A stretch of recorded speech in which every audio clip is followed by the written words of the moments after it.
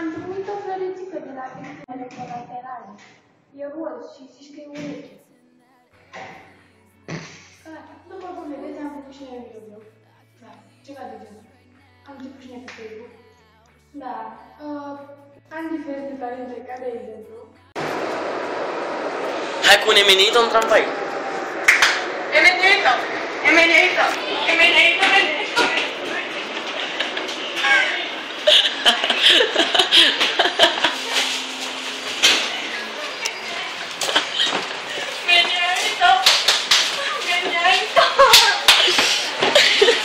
Continuă.